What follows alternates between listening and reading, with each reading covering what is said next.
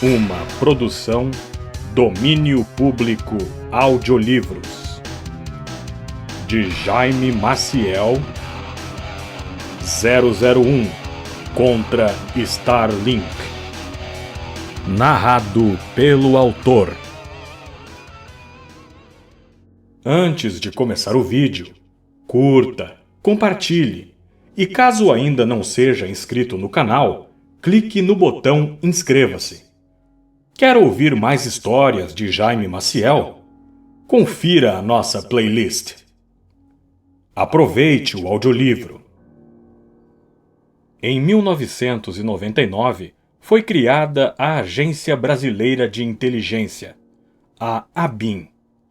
A proposta era a de substituir o Sistema Nacional de Informações, criado durante o regime militar, por uma organização mais moderna e eficiente.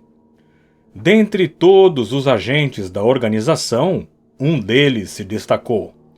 Não era o mais discreto e nem o mais inteligente, mas, ao contrário de seus antecessores, permanecia vivo. E o mais importante, não era do tipo que reclamava. O ar estava impregnado com o cheiro de cigarros e o irritante barulho das máquinas caça-níqueis. Jorge Paixão pediu uma bebida no balcão e esperou pacientemente. Seu contato deveria chegar em alguns minutos. Vestia-se à altura do ambiente para não chamar a atenção e, de fato, nenhuma das mulheres ao redor pareciam tê-lo notado. "Fala, Jorge!" disse um homem ao sentar-se ao seu lado. "Chegou cedo, hein? Eu não tenho muito tempo, então eu vou ser rápido.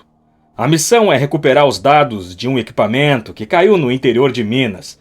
A região é... Acho que deveríamos tratar desse assunto em um lugar mais discreto", disse Jorge, levantando-se com sua bebida na mão. Largou uma nota de R$ 100 no balcão e deu um gole, lançando um olhar sério para o seu contato.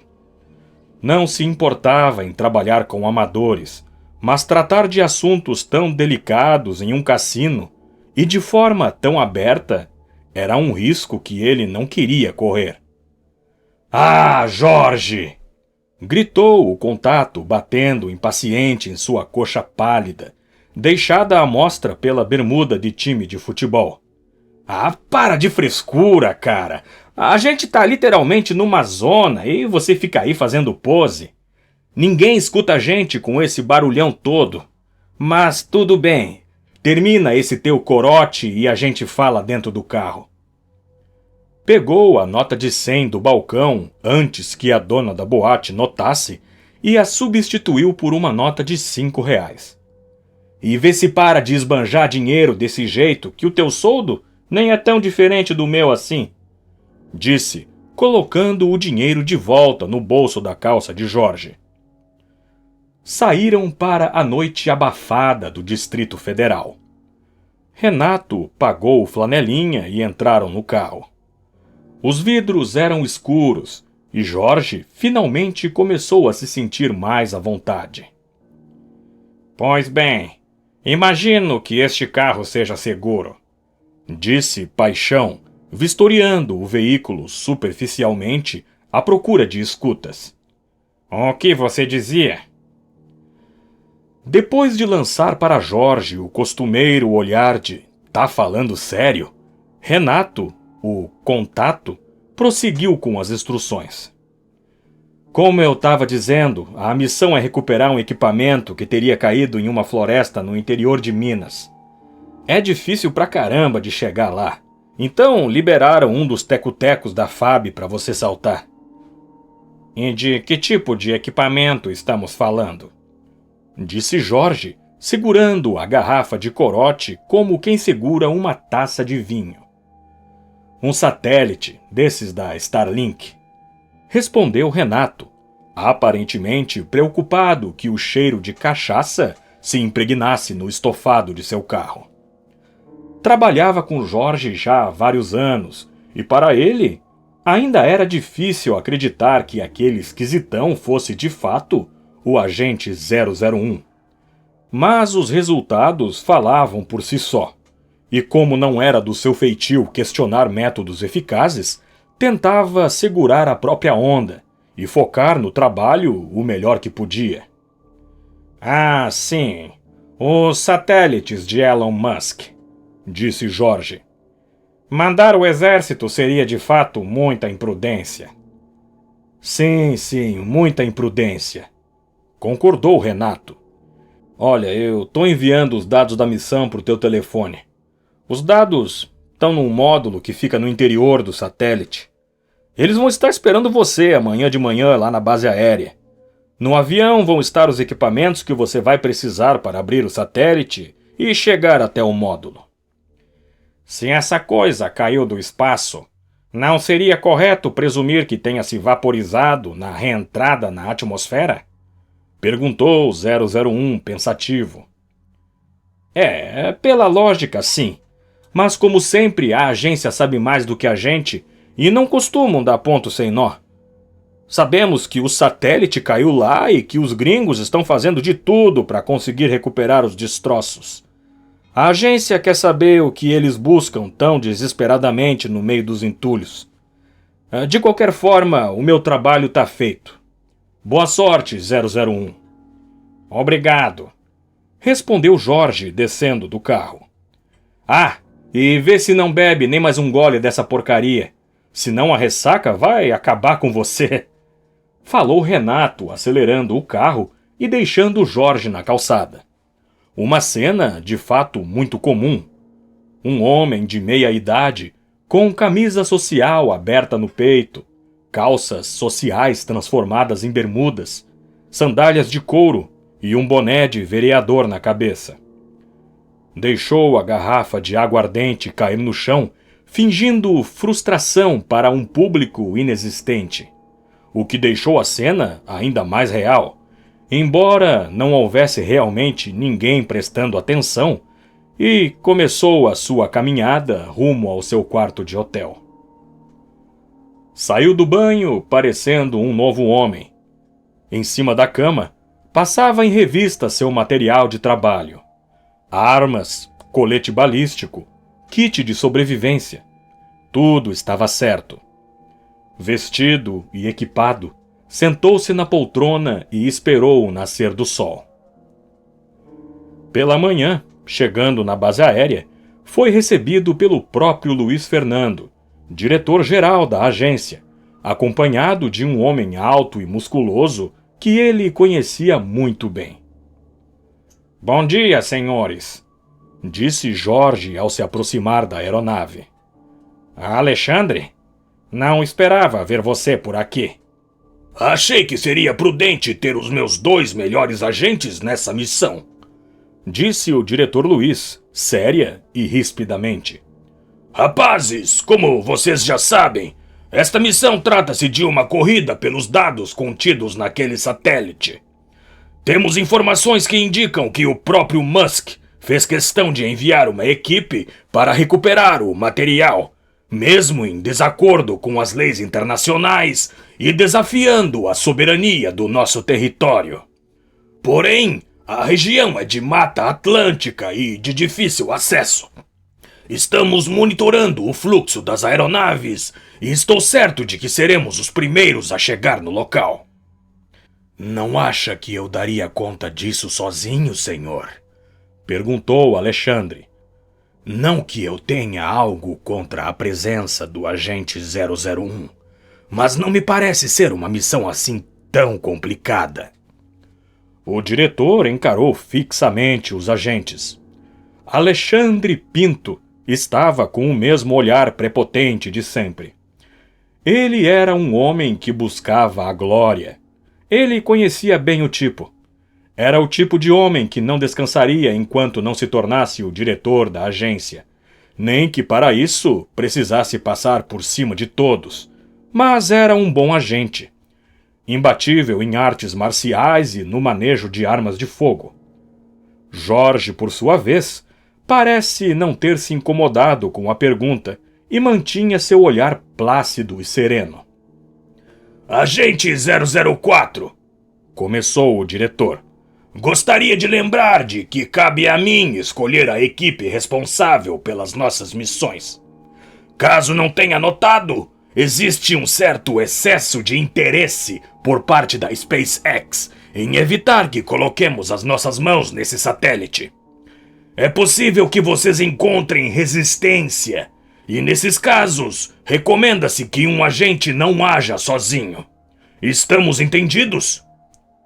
Quer dizer que eu vou ser o guarda-costas dele? Perguntou Alexandre com certa indignação.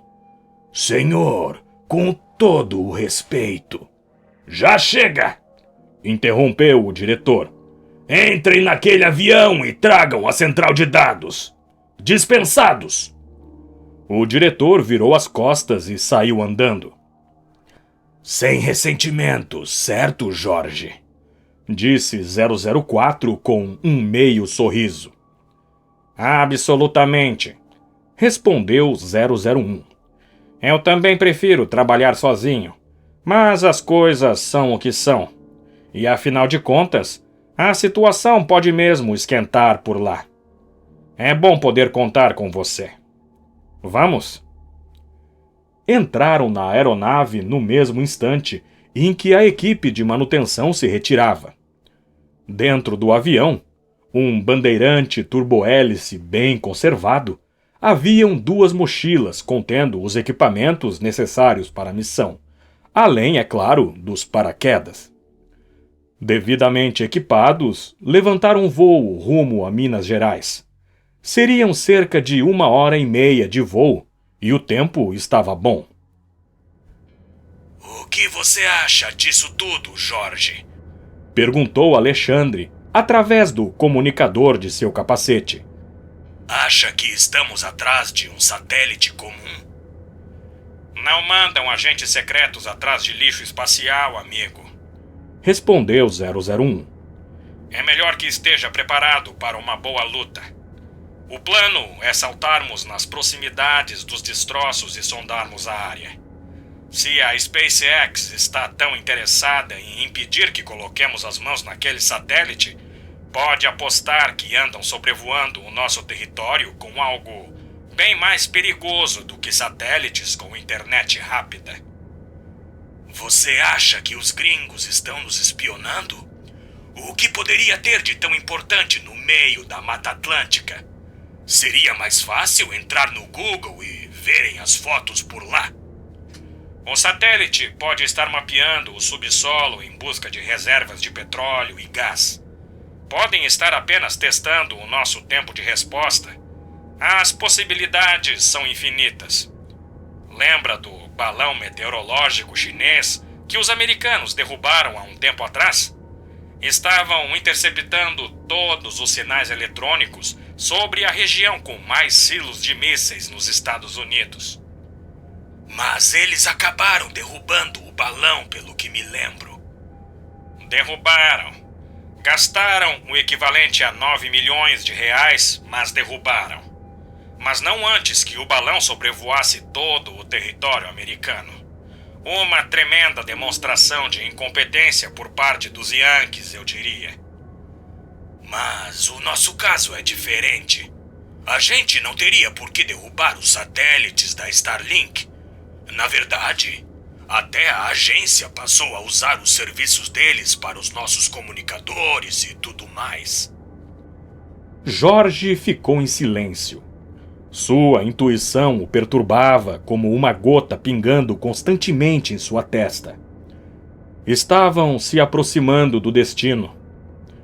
Começaram a revisar os seus equipamentos. Jorge estudara o plano diversas vezes na noite anterior e era, de fato, relativamente simples. Saltar nas proximidades do local da queda, obter os dados e se deslocar até o local de extração, onde um helicóptero estaria esperando por eles. A presença de 004 aparentemente era apenas uma precaução, dada a importância da missão. 001 não temia por sua própria segurança. Levava consigo sua pistola Glock 9mm e o conhecimento detalhado da geografia do local, graças à sua memória fotográfica e ao Google Maps. Temia, na verdade, pelo agente 004, um homem impetuoso e inexperiente, apesar de suas inquestionáveis habilidades. 004, disse Jorge, mostrando a tela de seu celular. confirme as coordenadas do ponto de extração. Confirmado, respondeu Alexandre, mostrando também a sua tela. a gente salta em 5 minutos. Assim que chegarmos no chão. Sua voz foi interrompida por uma forte explosão na parte de trás da aeronave. Que merda foi essa? Gritou 004. Míssil antiaéreo! Pule, Alex! E você? Eu vou logo atrás! A aeronave começava a girar fora de controle, com um grande buraco aberto na fuselagem. Estilhaços abriram vários orifícios menores aqui e ali, e o vento ameaçava jogar tudo para fora. Jorge não poderia saltar sem antes checar a tripulação. Segurando-se onde podia, caminhou com dificuldade até a cabine, onde o copiloto jazia morto em seu assento, atingido por um fragmento na cabeça, enquanto o piloto lutava para manter a aeronave no ar. O chão se aproximava rapidamente.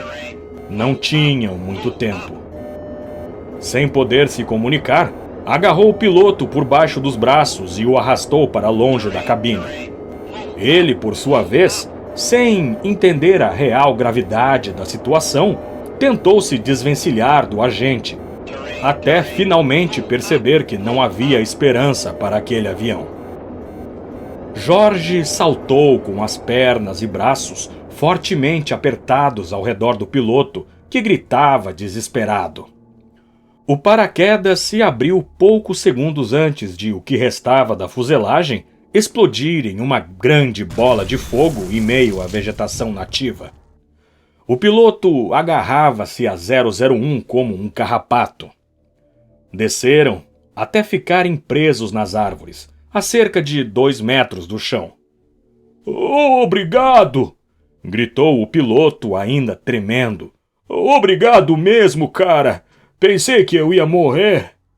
Tudo bem, amigo, respondeu Jorge, cortando as cordas que os prendiam com um canivete. Siga andando naquela direção até encontrar uma grande clareira e espere pelo helicóptero de resgate. Sim, senhor! Respondeu o piloto, colocando-se em marcha. Era um bem treinado membro da Força Aérea Brasileira, afinal. E Jorge calculava que, de acordo com o ponto onde foram abatidos, a rota de fuga ainda estaria segura. Pelo menos por um tempo. 004, na escuta! Chamou ele pelo comunicador. Não houve resposta. Seja lá quem a SpaceX tivesse contratado para aquela missão, eles não eram amadores. Jorge sabia muito bem disso. Mísseis antiaéreos portáteis não eram baratos. O alcance médio dessas armas é de 4 quilômetros, e segundo os seus cálculos, deve ter ganhado no máximo mais 1 quilômetro de vantagem manobrando o paraquedas na direção certa. Conferiu o GPS. Estava a cerca de 5 quilômetros do local da queda do satélite. Sabendo que o inimigo provavelmente estava em seu encalço, calculou que seria tudo uma questão de terminar o serviço antes da chegada deles ao local. A mata fechada mal deixava passar a luz do sol, que fustigava implacavelmente toda a região. 001 colocou-se em marcha, ciente de que o inimigo vinha logo atrás.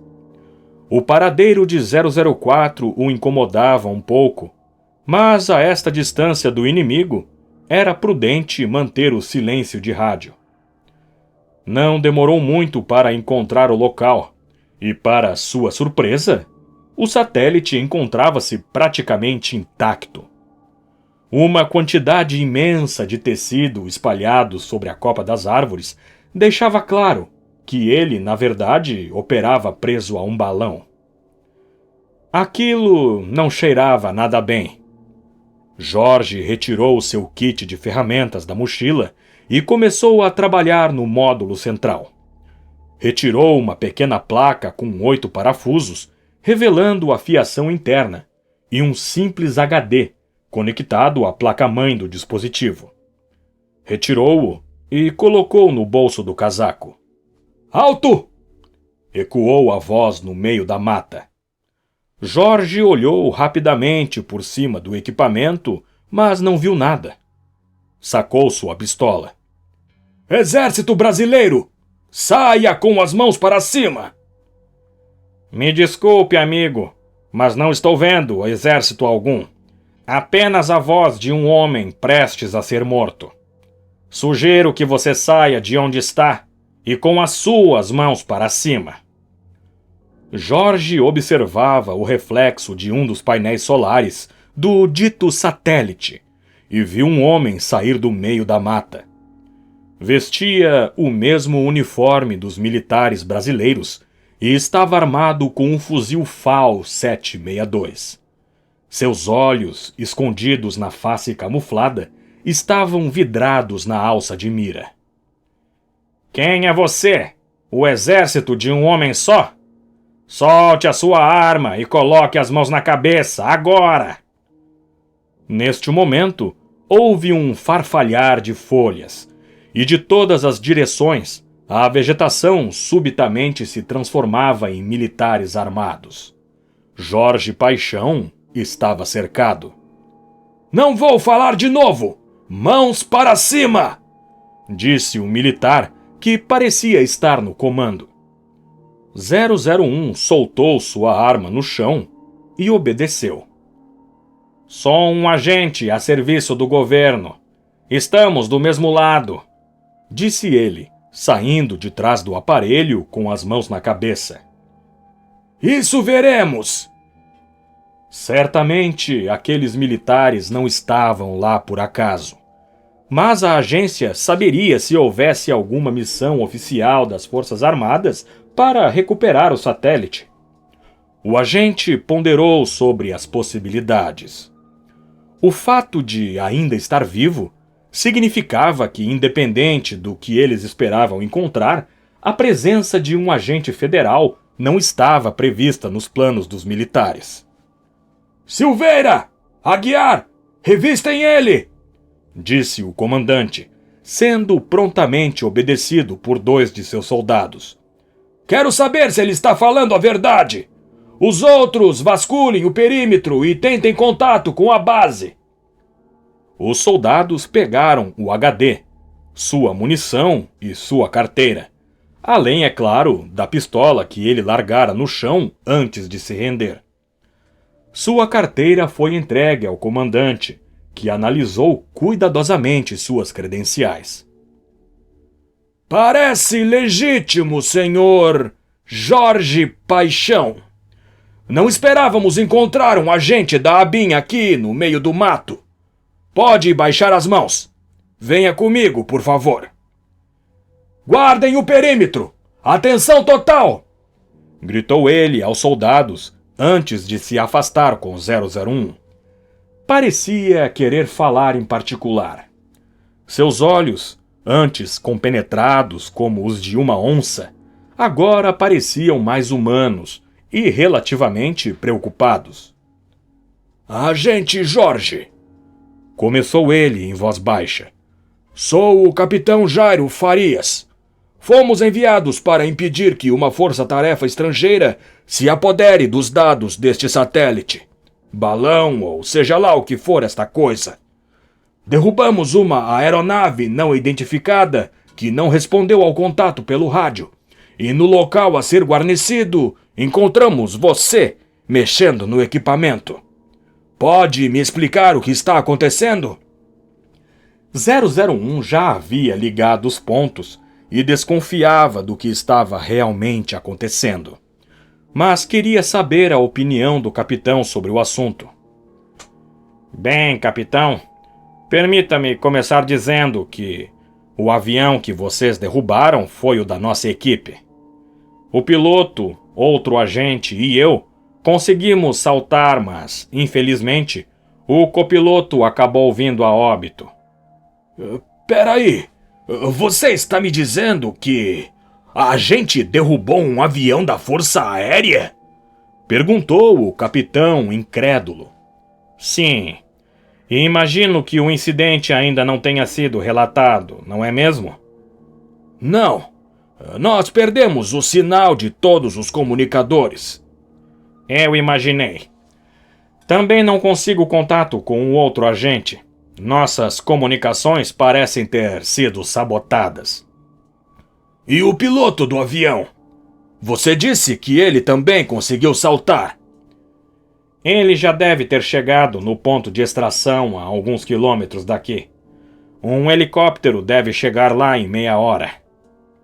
E o que vocês vieram fazer aqui, afinal? Nossa inteligência informou que inimigos fortemente armados estão infiltrados na mata atrás do satélite. Isso não é trabalho para agentes federais. Isso é guerra. Por isso nos mandaram para cá. Senhor! Gritou um soldado interrompendo a conversa. Temos um prisioneiro! Gringos malditos! Essa confusão toda por causa deles! Murmurou o capitão Jairo com amargura. Tragam ele pra cá! Vou fazer esse bosta falar nem que eu precise arrancar a pele dele!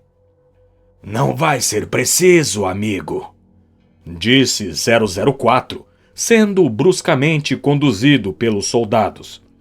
Suas mãos estavam amarradas e suas roupas manchadas de sangue. Alexandre, bom ver que está bem, disse 001. Bem arrebentado, você quer dizer?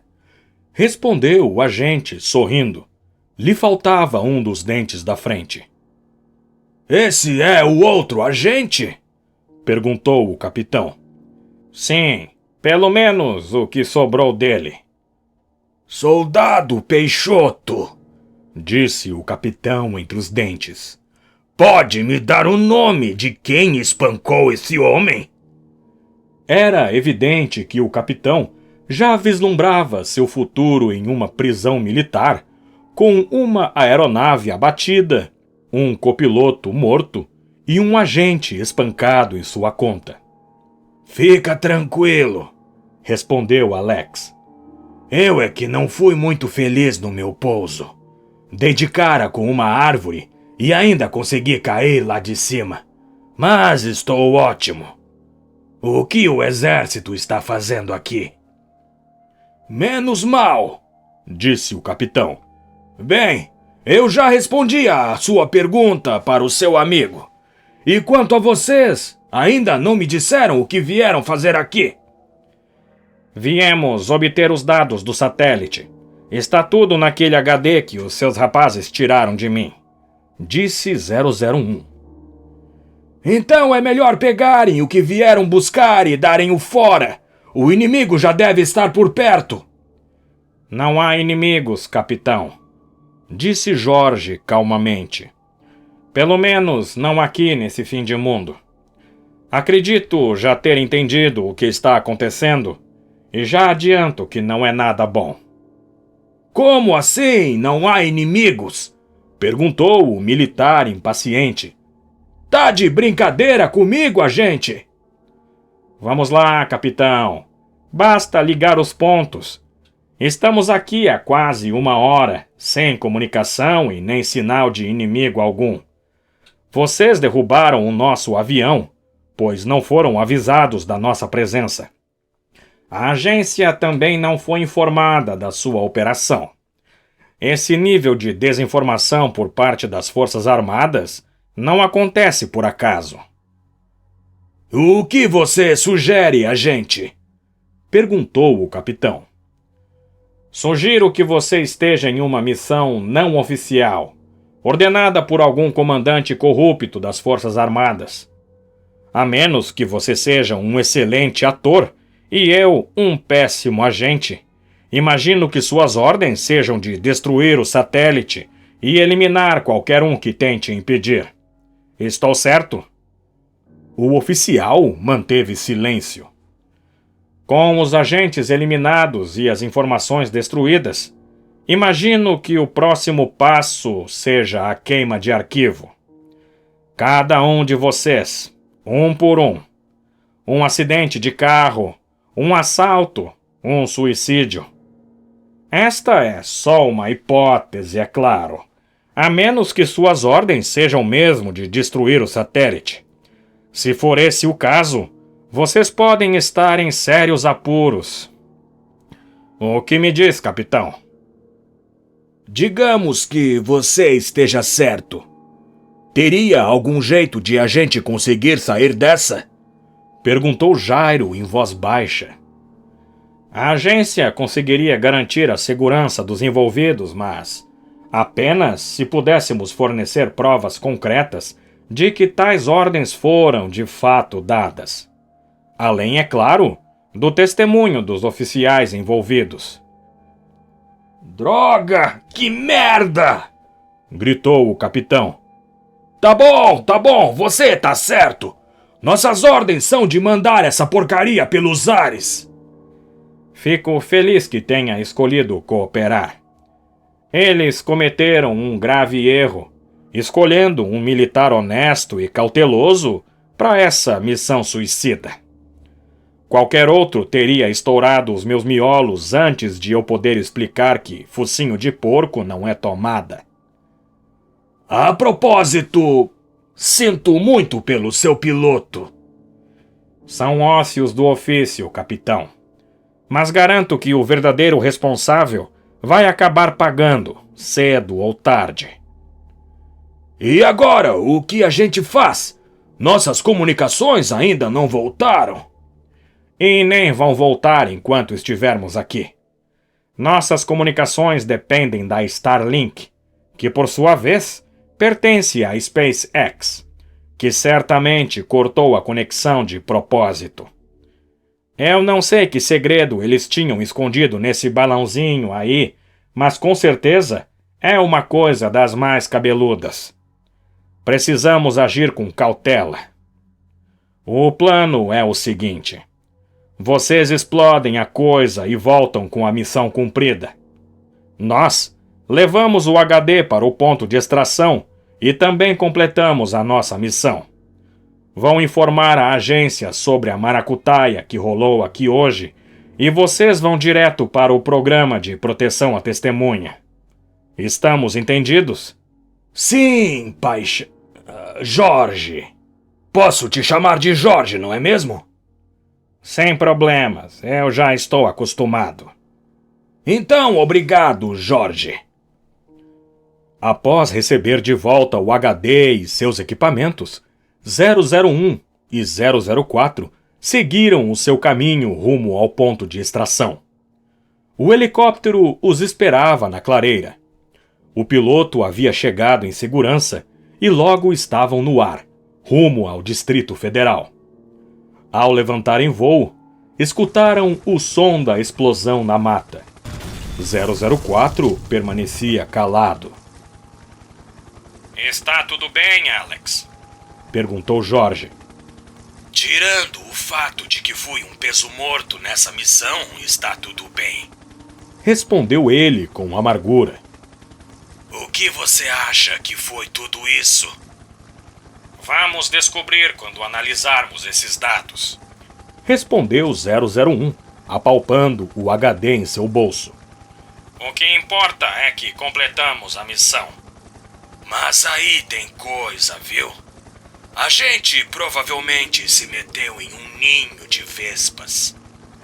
E não é o nosso trabalho cutucar onça com vara curta? Sempre tem alguma coisa acontecendo por trás das cortinas. E não esqueça que dessa vez estamos lidando com um dos sujeitos mais ricos do mundo. E quando tem muito dinheiro na jogada, o cuidado precisa ser dobrado. Alexandre Pinto estava certo. Após detalhada análise, a agência descobriu que o dispositivo se tratava de um balão programado para detonar um pulso eletromagnético. Uma arma capaz de deixar um país inteiro às escuras, tido como o primeiro passo para um ataque nuclear. Não foi possível determinar se havia um alvo específico, pois o dispositivo poderia ser detonado a qualquer momento por via remota. Mas a informação de que Musk e suas empresas estariam sendo usados como fachada para operações militares estrangeiras desse patamar acabou resultando no cancelamento dos contratos do governo com a rede Starlink.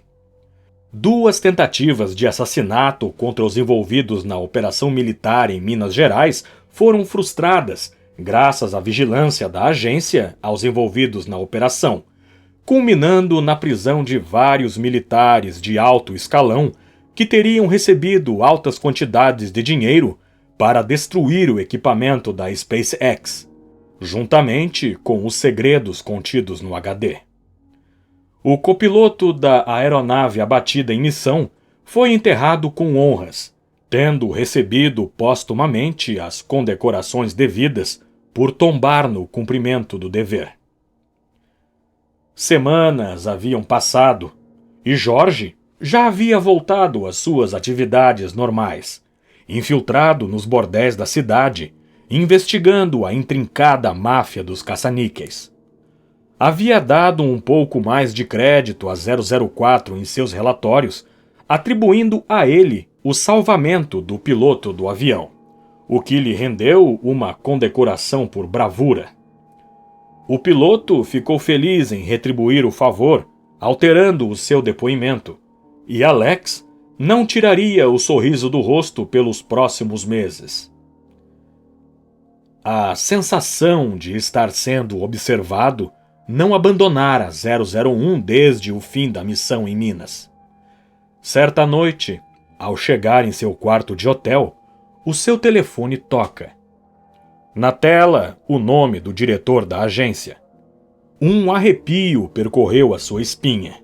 Ele sabia que algo estava para acontecer. 001, disse o diretor Luiz. Temos um trabalho para você. Há um carro à sua espera do lado de fora do hotel. Traga o seu passaporte americano. Você parte esta noite.